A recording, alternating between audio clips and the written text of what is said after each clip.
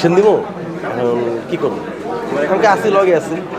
পরে বলে যে তাহলে গল্প শুনতে চাই, গল্প শুনলাম, ভালো লাগলো। এরপর শুটিংয়ে গেলাম।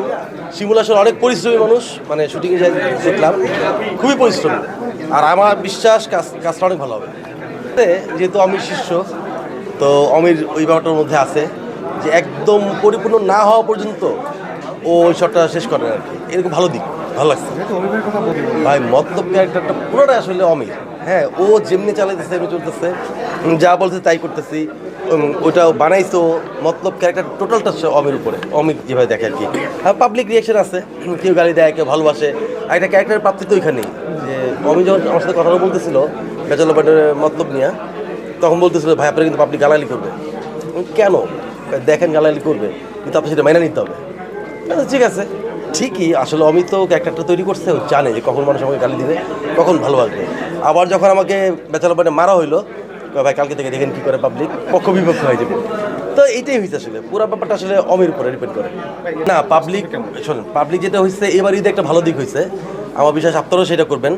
বিভিন্ন মানুষ টেক্সট করতেছে ভাই টাকা লাগবে কিনা, সালামি লাগবে কিনা। আমার বিশ্বাস আপনারাও সেম কাজটা করবেন, যেহেতু আমি গরিব মানুষ, আপনারাও দিতে পারেন, আমার কোনো অসুবিধা নেই।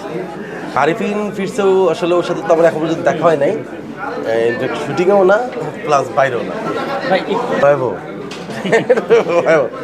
আসলে এটা বুঝলাম যে সাংবাদিকতা আসলে এত সহজ বিষয় না।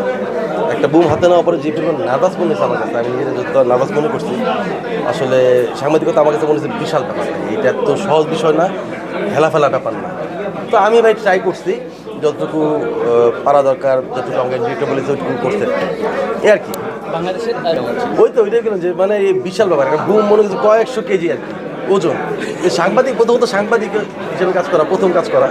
দ্বিতীয়ত হলো যে একটা বুম হাতে তাও আনোয়ার টিভি লেখা, এই আনোয়ার টিভি নিয়ে পরে রাস্তাঘাটে পাবলিক অবস্থা, এই মালিক কে আপনি? আমি ধর ভাই আমি দেখতে চাই এটা মালিক কে আসলে খুঁজে, না আমি না ভাই না। তো নির্মাতা আমি নির্মাণ করি, সো এই ঈদও বানাইছি যেটা আর টিভিতে যাবে। তো লুডু নাম, খায়রুল বাশার, আয়শা, ওরা কাজ করছে।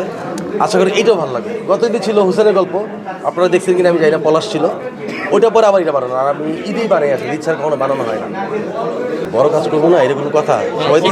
আমি তো ভাই সিনেমার কাজ শুরু করছিলাম আরও 5 বছর আগে। তো তখন আমার আম্মা মারা যান, তখন আমি সিনেমাটা অফ করে দিয়েছিলাম। দেখি আবার নতুন করে সব কিছু চেঞ্জ করতে চেষ্টা করবো। বড় ছোট কি, প্রোডাকশন তো প্রোডাকশনই, যে বানায় তার কাছে প্রোডাকশনই, বড় ছোট মনে করেন নাকি ভাই। সবচেয়ে বড় কথা যারা নির্মাতা তারা যখন অ্যাক্টিং করতে যায়, মানে আমি মানুষটা বলতে পারবো না, আমি আমারটা বলতে পারি। সেটা হচ্ছে যে আমি যখন অ্যাক্টিং করতে কোথাও যাই, এই যে মাঝখানে ছোটো ভাই একটা কাজ করলাম, আমি যখন অ্যাক্টিং করতে যাই তখন পুরো ডিরেক্টরের হয়ে যাই, যে আমি ভুলে যাই আমি নির্মাতা। ওই নির্মাতা যা বলে আমি তাই করি, এবং এইটাই হওয়া উচিত আসলে। মৌসুমে তো ফোন ধরে না, কী করবো, কাজে না ফোন দিলাম ধরে না, কিছু করার নাই। কাজ, প্রচুর কাজ হয়েছে আমার সাথে। ধন্যবাদ ভাই, ধন্যবাদ।